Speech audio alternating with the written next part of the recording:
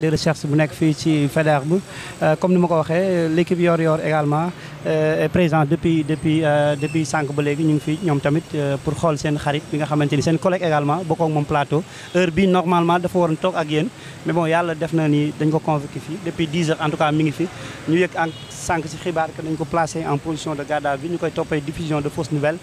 offense à une personne qui exerce les mêmes prérogatives du président à l'occurrence certainement Ousmane Sonko. Alors sa appréciation d'abord ci mbir mi. C'est vraiment désolant mooy li may faral di wax ce qui est en réalité écœurant et frustrant mooy ñun ñëpp bu ñu génn suñu kër dañuy xam ne suñu benn tànk mu ngi ci kaso suñu benn tànk mu ngi ci biti et ce sentiment de peur là bi nga xamante ne installé nañ ko ci ñun ñi nga xamante ne ñun ñoo nekk ci médias yi di wax que ça soit muy journaliste chroniqueur qui ne sont pas du même avis que le régime sentiment boobu daf ñuy animé ba à un moment donné doo sax xam nan ngay defee sa liggéey normalement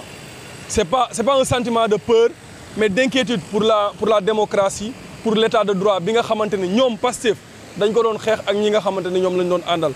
tey bu ñu nekkee ci réew moo xamante ne de Senghor à nos jours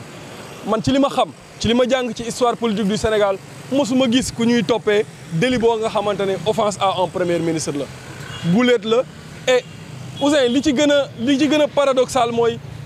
chef d'inculpation boobu ci kuñ ko teg ci kawam su demee devant le juge li ñuy njëkk a def mooy dindi délit boobu noonu Bah Diakhaté c'était la même chose Abdou Nguer c'était la même chose Moustapha Diakhaté la même chose Bachir Fofana képp ku ñu jàppee délit d'opinion ñu def chef d'inculpation boobu sa kaw soo demee ki nga xamante ne moom mooy juge daf koy dindi su ma doon procureur nag ay la yéwén damay bàyyi boobulee chef d'inculpation jàpp rek ci division de fausse nouvelle bi waa léegi division de fausse nouvelle ban fausse nouvelle la Ameth Ndoye wax ci vidéo bi nga xamante ni moom lañ koy toppee Sen Teranga la ko defee amul benn information bu nga xamante ne Ameth Ndoye génnee na ko fa ñu mën ko toppee comme division de fausse nouvelle waaye nag pour mettre ko am sur mandat de dépôt moo tax amaana ñu visé boobule chef d'inculpation mais man jàpp naa ne Ameth Ndoye warta fanaan fii te bu fi fanaanee it bu jàkkaarloo ak procureur ci li ñu koy toppee jàpp naa ne dinañ ko bàyyi mu dem ñibbi te loolu mooy yoon nag parce que loolu mooy état de droit Ouzin. délit d'opinion am na ñoo xam dem nañ si mandat de dépôt le cas de Abdou Nguer et autres est-ce que duñu tiit aussi.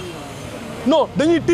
tiit pour Ameth Ndoye parce que pour rien du tout jàpp nañ fi Abdou Nguer ça fait plus de 6 mois mu ngi ci kaso bi kenn xamul son sort jàpp nañ fi ki nga xamante ne moom mooy Badara Gadiaga mi deful dara te li ci gën a yéeme Ouzin mooy ñoom waa nguur gi soo leen laajee lan moo tax Abdou Nguer des ci kaso bi duñ la ko wax soo leen laajee lan moo tax Badara Gadiaga des ci kaso bi duñ la ko wax la preuve jugement Abdou Nguer le procureur bu taxawee ne maanaam jubadi le mot jubadi offense au chef de l'État la mais c'est un problème mais ñun ay wolof la ñuy làkk bu fekkente ne dañ ne maanaam ñàkk jom loolu offense la mais ñun wolof la ñuy làkk lan lañ bëgg ñu làkk ay naar wala ñu làkk tubaab français et pourtant ñàkk jom boo ko waxee ci français kenn du la jàpp kenn du la inquiété donc parler français aujourd'hui parler wolof au Sénégal c'est devenu un délit sa waay yëfi caaxaan yi nañ ko bàyyi ñoom am nañ leneen lu leen gën a ñor ci li nga xamante ne loolu la ñu waroon a nekk mais li ñuy def nii dafay gën a wàññi seen cote de popularité et c'est pas bon pour un pays. yaa ngi xaar peut-être ñu yóbbu flagrant délit au lieu que mandat de dépôt. xaaruma mandat de dépôt xaaruma instruction xaaruma ñu yóbbu ko mandat de dépôt wala flagrant délit li may xaar mooy ñu bàyyi Ameth Ndoye mu dem ñibbi dem defi liggéeyam convenablement loolu lay xaar. en tant que journaliste ak ñun jàpp démb actuellement aussi diffusion de fausses nouvelles gis nañu bëri ñu ko tuumal est-ce que loolu rek démocratie la est-ce que aussi liberté d'expression dañ ko bëgg a bafoué. jàmbaar liberté non de délit bi nga wax léegi nii. diffusion de fausses nouvelles pour man dans une démocratie normale man loolu dama ko yàgg a wax et depuis Macky Sall Sénégal fii war nañoo weesu journaliste wala nit di tëdd ci kaso ci diffusion de fausses nouvelles wala diffamation pour man délit de diffamation ak diffusion de fausses nouvelles bu ñu ko jàppee nit ki nañ ko sax amende mu dem ñu exiger ko mu rectifier mu démentir boppam en public et loolu journaliste loolu moo ko gën a maanaam journaliste li mu gën a ragal mooy di wax ba pare di weddiwaat boppam loolu ça y va de sa crédibilité et diffusion de fausses nouvelles yii ñu jàppee ñii ñëpp jàmbaar dafa nekk loo xamante ni bu ñu nee ba ci biir mais on ne sait pas la bonne nouvelle quand tu dis que yow li nga joxe ni c'est une fausse information mais donne-nous la bonne information ba pare ñu doogay xam ndax lii c'est une bonne information wala fausse information le cas de Bachir Fofana on nous dit division de fausses nouvelles ba tey jii may wax ak yow xamuñu lan mooy la bonne information kan moo ko xam du kenn ci ñun ñi nga xamante ne journaliste lañ démb en conseil des ministres adapté nañ li nga xamante ne moom mooy accès à l'information mais yow en tant que journaliste boo bëggee une information ci li nga xamante ne moom mooy administration bi mais da ngay daaw bay bëgg a dee mais le marché des voitures de l'Assemblée nationale kan moo am accès ci information yooyu ci ñun personne te duñ ko génnee nag te boo ci juumee non mais xam nga am na loo xamante ne dafa war a am esprit de dépassement juumte dafay am nit ku wax mooy juum nit kuy wax mooy déraper mais dañu fee am CNRA am fi CORED mais yooyu ay kuréel la yu nga xamante ni pour ñu mën a xool saytu médias yi dérive yi fa am mais CORED c'est le tribunal des pairs mais nan lañ def ba CORED mën a perte li nga xamante ni moom mooy ay moyens ba mënatul survivre c'est parce que ñoom li nga xamante ni moom la ñu bëgg mais li ñu def démb def embuscade wàcc TFM wàcc li nga xamante ne moom mooy 7TV mais loolu mënoon nañu saisir CNRA jox injonction TFM ak nu mu tuddati ak 7TV suñu bañee ñu saisir le procureur mais c'est simple je l'avais expliqué ngeen baal ma ci explication bu gudd bi le cas de Adji Sarr par exemple nous on a fait la première interview boo xamante ni ñu ngi ko def juste après la plainte mooy jour boobu nga xam ne Adji Sarr dafa muuru ñu ne bi Ousmane Sonko di def li nga xamante ne moom mooy déclaration ñu ne Adji Sarr va répondre à Ousmane Sonko mais c'est le procureur qui nous a demandé de ne pas mettre cette vidéo parce que dafa am secret de l'instruction mais procureur bi su fekkoon ne dafa woo Maïmouna Ndour Faye ne ko bul jàllale sa vidéo parce que dafa am secret de l'instruction Maïmouna ne va pas le faire mais jaay doole ak xëccoo kooko def boo ko defee ak journaliste yow yaa ciy perte. Babacar Fall Maïmouna Ndour tentement bi coow li ci amul finalement dañ leen décharger ci lépp lu nga xam ne ñu leen ko doon toppee donc finalement lan moo nekkoon utilité bi en fait dem jël la couper sa signal jël la embarquer la yóbbu la Babacar Sall manoté après finalement ñu dindi charge bi. la bonne question xam nga mooy la qui est en train de faire ces arrestations inutiles là c'est ça la bonne question nous devons nous poser cette bonne question là parce que li ñu leen toppee nii wax dëgg fa yàlla état bu sérieux kenn du leen ko toppee mais boo xoolee dans le monde entier nous sommes la risée des médias internationaux parce que tout simplement li xew démb ak tey ci réew mi mësta xew ci démocratie ay caaxaan képp la Ousmane. yow en personne souvent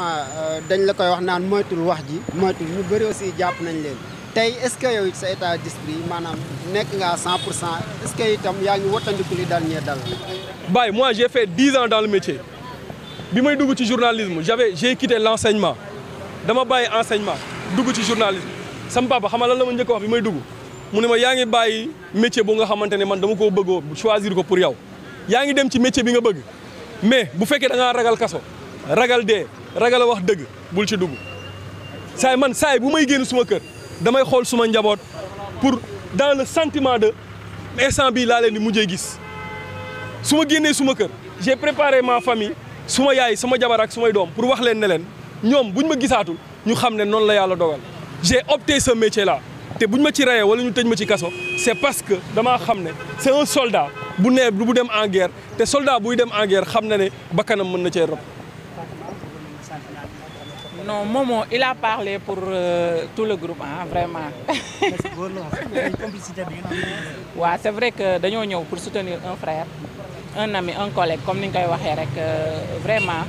Li am sérieux, nous on est témoins de l'histoire, nous avons vu et l'histoire de nous. On est en train de s'acharner sur des journalistes. Nous avons dit que c'est une ligue, c'est la suñ papa Youssou Ndour wéy na ko xam nañ fu dëgg féetee ndax journaliste bi liggéeyam rek lay def te jàpp naa ne suñu confrères yooyu nga xam ne alhamdulilah libéré nañu leen mooy Babacar Fall mooy Maïmouna Ndour Faye c'est vrai que libéré nañ leen mais le combat reste intact pour man dara amagul parce que seen signaux yi nga xam ne moom la ñu daggoon bu ci mel ne 7TV ba tey jii fi ñu taxaw di wax ak yéen signal bi dellooguñ ko place am ce qui veut dire que tey ñu ngi woo képp kuy tas képp kuy journaliste bundu 7TV ci sitting bu mag bi ñu fa nar a amal loolu nag du question dañoo jàpp ñaari nit wala ñetti nit moo tax mais dañ koy def parce que nous sommes des journalistes et on a opté pour ce métier et kenn mënuñu faxas ci biir corporation bi te bu ñu gisee li nga xamante ne mooy taaral mooy jëmmal démocratie réew mooy la liberté de la presse ñu koy bafoué comme ni ñu koy salfaañee boobaak léegi depuis 18 mois dañuy salfaañee liberté de la presse boo ko waxee ñu ne dafa am foofar mais du question am foofar mais dëgg ak dëggu dafa baax si doomu aadama nit da ngay am constance te man jàpp naa ne ñi doon xeex daaw je me rappelle de cette fameuse journée bi ñu passé woon devant les locaux de Walfadjri ndax lan coupure signal moo ko waraloon et ñun ñëpp on était là-bas parce qu'on est des journalistes et toujours solidarité corporelle bi corporation bi daf ñuy yóbbaale ba à chaque fois dañuy bëgg ku bokk si ñun bu ko kenn laal mais tamit ku bokk si ñun bu juumee dañ koy wane da nga juum mais je veux dire à la presse nationale que ni nañu boolewaat suñuy ay xol nañu nekk benn bu ñu nangu politique yi di ñu diviser à chaque fois ñun nous sommes des journalistes et ñun on reste là Macky Sall nekkoon na fi Abdoulaye Wade nekkoon na fi Abdou Diouf Senghor pour les journalistes yi ko fekkee seen reñ mais pourtant dañoo dem et nous on est resté journalistes ñi fekkee woon reñu Senghor tey ils sont restés journalistes même donte am na si ñoo xam ne ñu ngi à la retraite mais ba tey ce sont des journalistes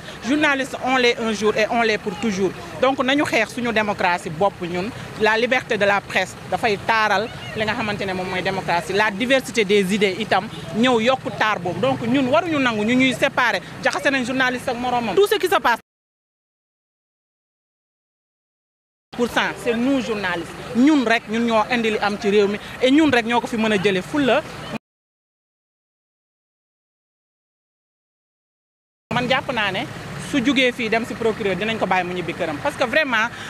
offense à une autorité qui partage les prérogatives du président de la République vraiment man depuis l'accession de Pastef ci nguur gi laa tàmbali dégg délit boobu mosuma dégg délit boobu ci sama àdduna man ak carrière bu ma def yëpp j'étais chroniqueuse judiciaire depuis tribunal laa doon xëy yendu suba ba ngoon jot di jël les procès dem def sama article dem ñibbi sama kër en 2013 2014 ba 2015 loolu laa doon def mais mosuma dégg ci biir salle d'audience ñu ne offense à une personne qui partage les prérogatives du chef de l'État le chef de l'État suñu constitution moo ko dooleel et kenn la ci réew mi moom xoos moom effacé li mu am ci réew mi keneen mënu ko am waaye nañu bàyyi di dendale président de la République ak premier ministre parce que bokkuñu si le premier ministre se sent offensé si samay kàddu